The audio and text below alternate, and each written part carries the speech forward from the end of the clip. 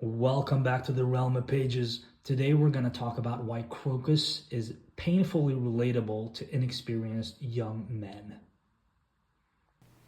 And of course also why he's such a great character in Guardians of the Moon, because the way he's introduced, the way I felt, I was reminded of my own thinking when I was a really young guy in my teens, and like maybe 10 to 15, had no experience with girls, and wouldn't talk to girls because I was scared and I didn't know how to do it. So I got these ideas in my head that I'm gonna save this girl that I like, and she's gonna notice me and she's gonna like me. Like, that's not a good idea, bro.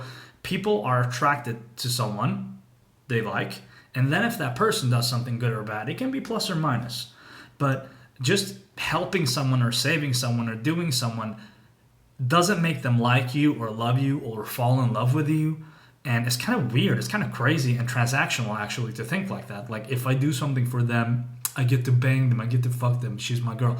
That is not good. That's not a healthy way of thinking. And I think a lot of teenagers, not only males, but a lot of teenagers in general that are inexperienced fall into that trap, but especially men, because it's harder for you as a man. If you don't take an initiative as a man, nothing's ever going to happen, basically, even if you're good looking.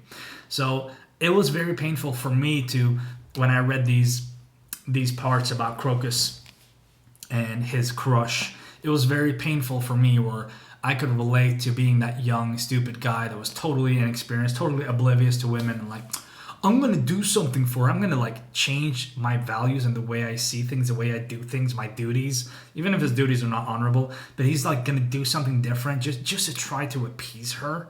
And he puts her on a pedestal. What happens when you put a girl on a pedestal, especially when she doesn't even know you exist? You don't know if she likes you. She's gonna think you're weird. She's gonna what the fuck is wrong with you? And she's gonna laugh at you. And she already has someone, probably, especially if she's popular and very good looking and in a different, place in society, maybe in some place of the world. So I think this was a beautiful way of getting this message through, and it was very painful for me in a good way, where I reminisced how I was when I was a young boy, a young stupid lad.